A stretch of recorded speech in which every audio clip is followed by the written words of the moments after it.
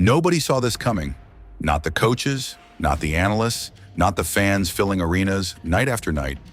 Lexi Hull, a player barely hanging on to her roster spot, weighed down by fear, doubt, and the crushing expectations of a struggling franchise, suddenly found herself navigating the whirlwind that is Caitlin Clark, the unstoppable force who has transformed the WNBA almost overnight.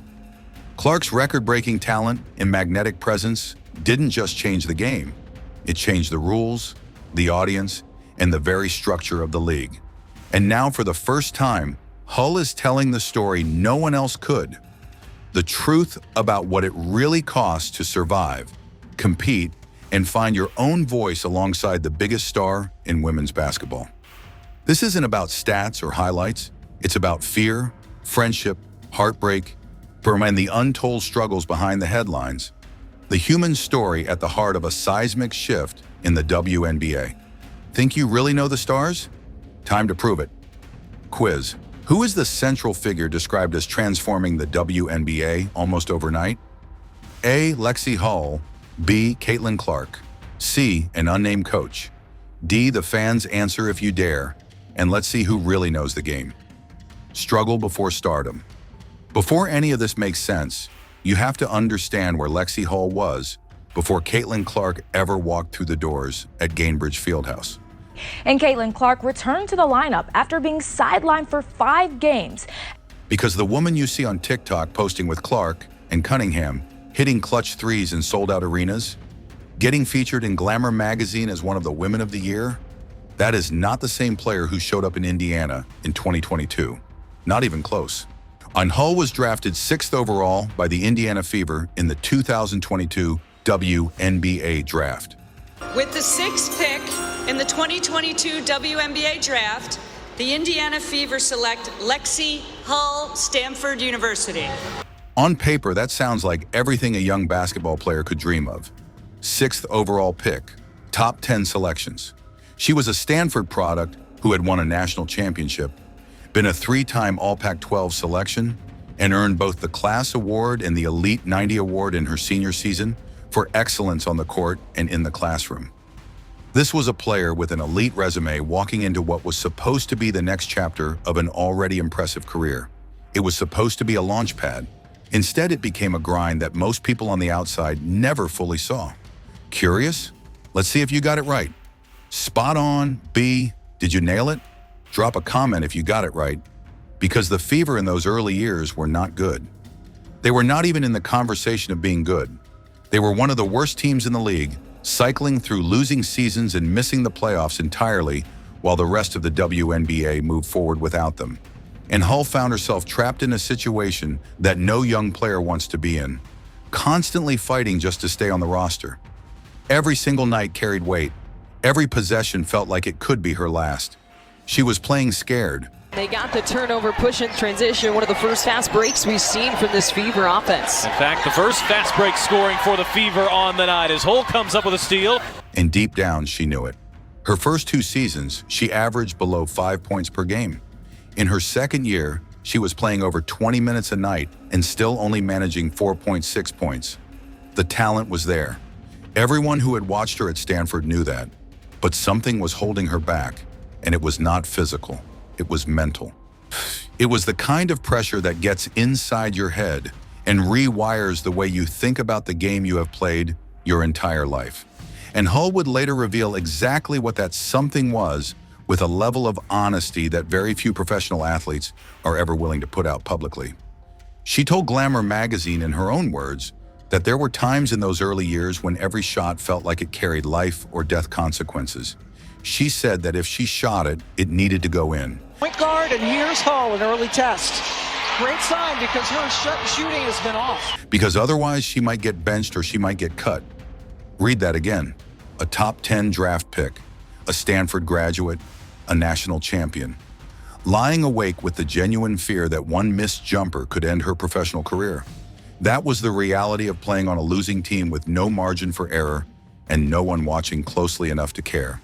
So she admitted there were real nerves in those first couple of years. A losing culture, no playoffs, no safety net. Every little thing mattered because the stakes felt impossible. And that kind of pressure does not just affect your jump shot. It gets into your breathing.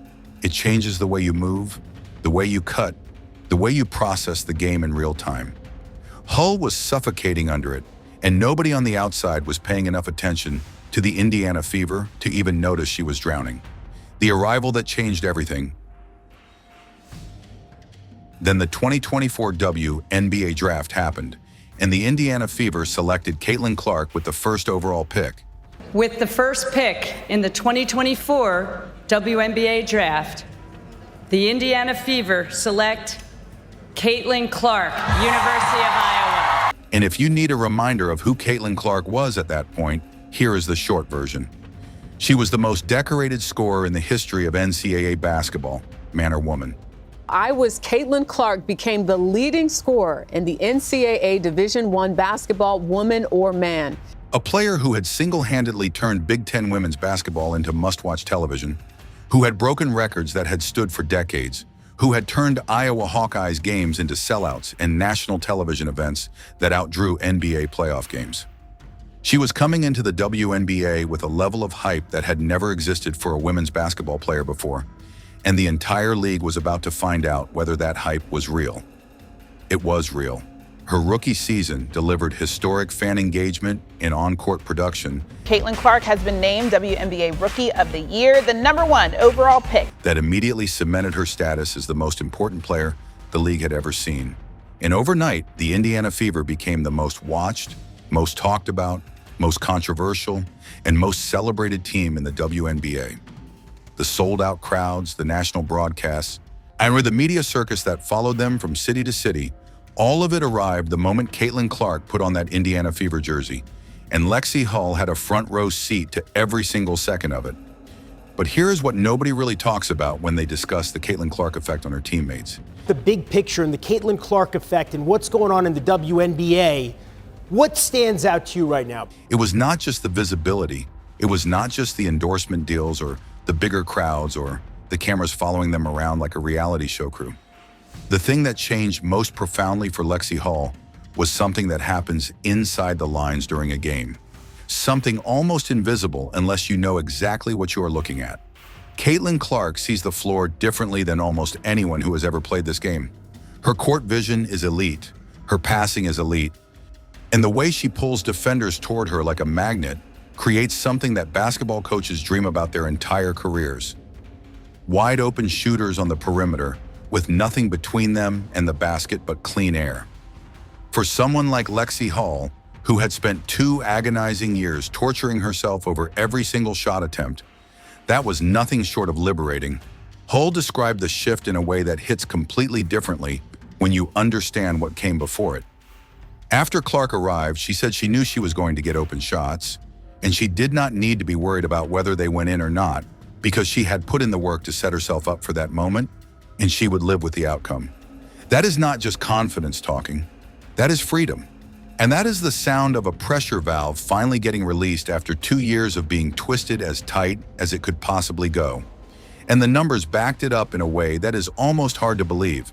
Hull hit 47.1% from three-point range in 2024. Lexi Hull dials up a 3. Than any active player right now in the league.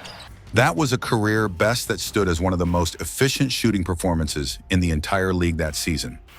For context, when Clark was not on the floor creating those looks, Hull's three-point percentage dropped back to 36.7%, right in line with where she had been in college. The data tells the story even more clearly than the words do. Caitlin Clark did not just change the culture around Lexi Hull. She literally changed the way Hull was able to play basketball, and a friendship beyond basketball.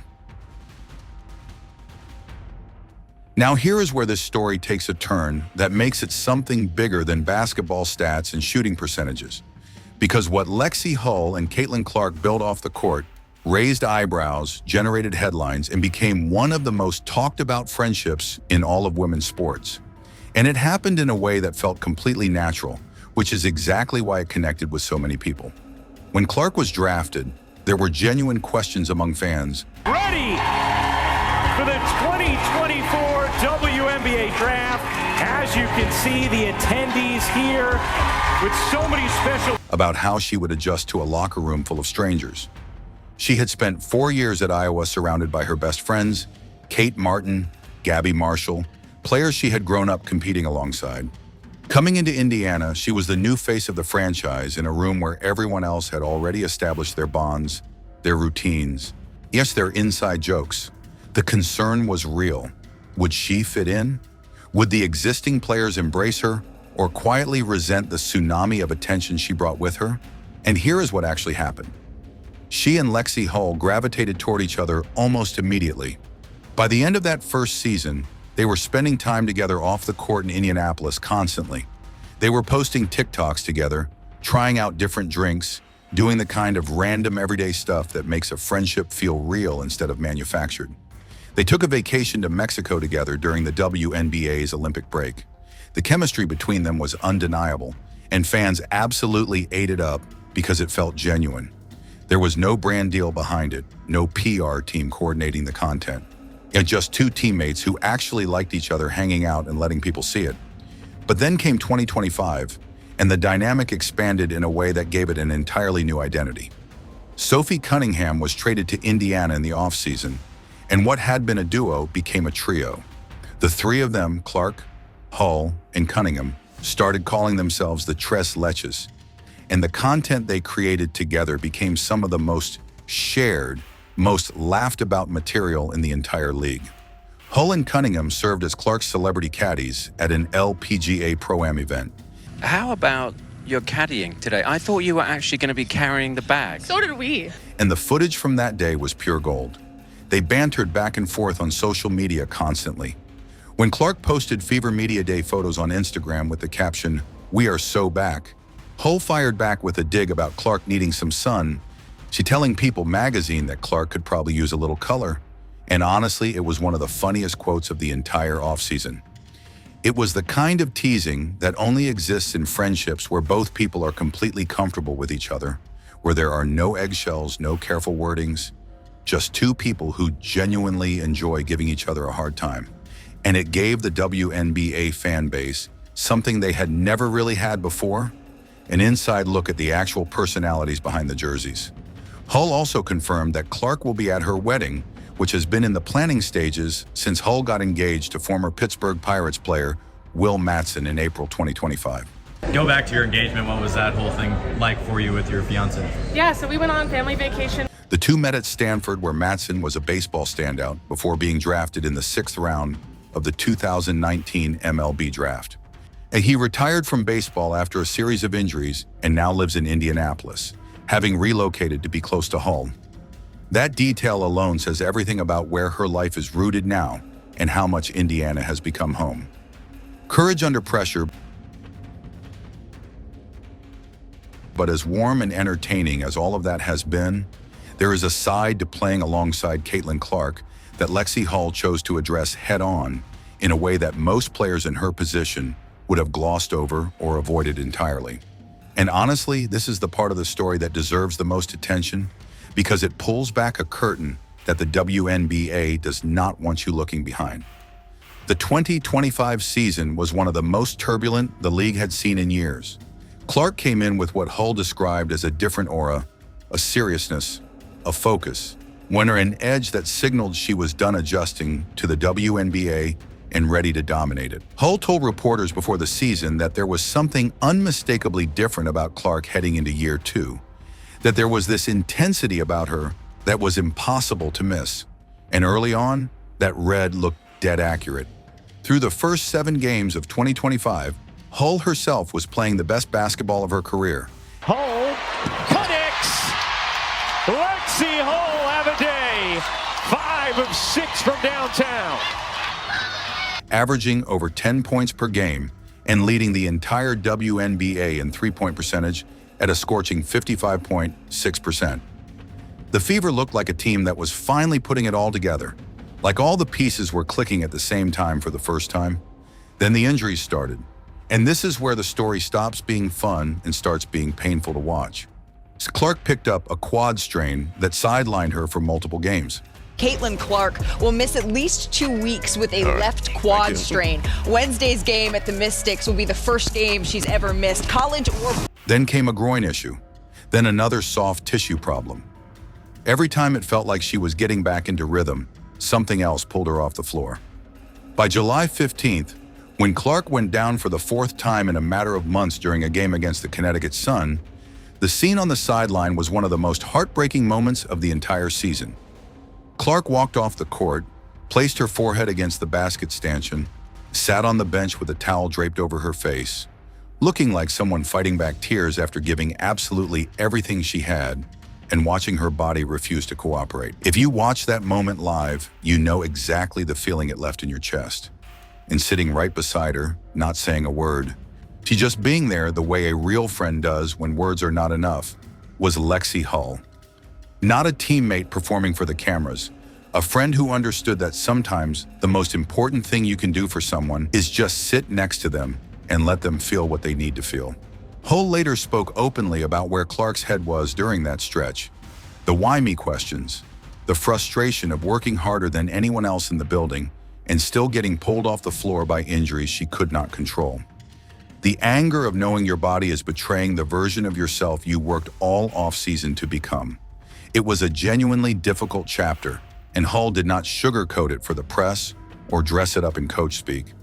And yet, despite Clark being limited for much of the season, the Fever kept winning, where they pushed all the way to the WNBA semifinals, where they took the eventual champion Las Vegas Aces. A trip to the finals is on the line. Here we go in Las Vegas. To a deciding Game 5 that went into overtime before Indiana finally fell. Hull was a massive reason that run was even possible, bringing the kind of two-way grit that does not show up in a box score, taking charges, guarding the opposing team's best perimeter scorer every single night, making the kind of hustle plays that keep games close when the shots are not falling and the crowd is turning against you. She was the glue holding that team together during the stretches when its biggest star could not be on the floor. Pressure and composure. Nobody saw this coming. Not the coaches, not the analysts, not even the fans who packed arenas night after night. When Caitlin Clark arrived in the WNBA as the #1 overall pick in the 2024 draft, special is the way you describe Caitlin Clark, first player in Division I history, men's or women's. She didn't just change one franchise, she changed the league. Her record-breaking college resume transformed into historic pro numbers, leading the Indiana Fever back to the playoffs for the first time since 2016 and setting attendance and viewership records in the process. But behind the blinding glare of sold-out crowds, media headlines, and triple-double stat lines was a quieter, far more complicated story, one told through the eyes of her teammate, Lexi Hull. Once a player barely clinging to a roster spot, Hull found herself living inside the pressure cooker that came with being on the same team as the most famous woman in sports. For 2 straight years, she absorbed the highs and dents of national attention, the bitter taste of rivalry, and the weight of expectation before finally deciding the public deserved to hear the truth. Hull had been sitting on this story for a while. It showed in how she answered questions during the season. Careful, measured, always a half step shy of saying too much. But by October 2025, she was done filtering herself. A feature in Glamour magazine's Women of the Year issue, alongside elite stars like Guard, upped the basketball world not because it was sensational, but because it was honest. Hull confessed that what most people chalked up to competitive fire or expected rivalries was actually jealousy directed at her team, and ultimately at Clark's impact on the sport. But this wasn't social media gossip or fan speculation. This was coming from someone who had been inside the locker rooms, stood on WNBA hardwoods, and heard the pregame chatter when cameras were off and microphones were down. I've heard teams say they can't let us win, not because of where we stand in the standings, but because of who we are, Hull said bluntly. It's intentional. That kind of admission from a seasoned pro, especially one who barely saw the court in her early years, was seismic. It forced fans and critics alike to rethink what it really means to be a target in the modern WNBA. And it's true that Clark's presence intensified every matchup. Opponents routinely threw extra bodies at her, leading to bruises and intense defensive pressure. Hull, known for her blue-collar grit and willingness to battle through contact, once showing up to a game with 2 black eyes, understood the toll this takes on a team both mentally and physically. The heightened scrutiny wasn't just from players. Fans dissected every referee call, every missed shot. At every moment, Clark was off the ball. Angels like Angel Reese became part of the narrative too. Reese gets swallowed up by Cardoso, gives a little stare afterwards, and her teammates like the fire. Drawing heated debates online about player interactions and sportsmanship. When Clark publicly condemned abusive fan behavior toward Reese and praised the league for investigating, it underscored how complex this modern era of women's basketball had become. A collision of hypergrowth, social media pressure, and traditional competitive friction. Hull's revelation wasn't about blame, it was about authenticity. She didn't point fingers at specific teams or ask for sympathy. Instead, she embraced the reality that everyone in the league now brings their very best effort when facing the Fever. And she celebrated that. If opposing teams wake up extra hungry to beat us because of attention that's out of our control, that's fine, she said. Yeah, so we should all want our best opponent every single night. That kind of maturity, from someone who once feared losing her job, resonated with fans around the sport. What makes Hull's courage so compelling isn't just her honesty, it's what she chose to do with it. In an era where female athletes are judged not just on game day performance, but on fashion spreads, endorsement deals, and social media persona, Hull reminded everyone that the human cost of this pressure is real. Yet she also showed there's dignity in embracing the challenge, in thriving amidst adversity, and in being unapologetically truthful. 2 years into Caitlin Clark's transformative run, Hull has become more than a supporting character. Clark in transition. Clark, pull up 3. You bet! She's one of the league's most respected two-way players, a respected voice on the reality of life in the WNBA spotlight. And a reminder that every superstar story has unseen layers, ones that only teammates living it can truly tell. Lexi Hull's story is far from over. From a player quietly fighting to survive on a struggling franchise, to someone who has redefined what it means to thrive in the shadow and the light of Caitlin Clark, every moment of her journey has been a lesson in resilience, adaptation, and quiet power. But as the WNBA evolves with new contracts, new rules, and a shifting balance of influence, nothing is guaranteed. Every decision, every game, every free agency move carries consequences that ripple across teams, careers, and the league itself. The question now isn't just whether Hull stays in Indiana or whether the Fever match an offer. The bigger question is, who will shape the next era of this league? Who will seize the spotlight when the stakes are highest? And who will be forced to watch from the sidelines? The answers are coming, but one thing is certain: nothing in the WNBA will ever look the same again.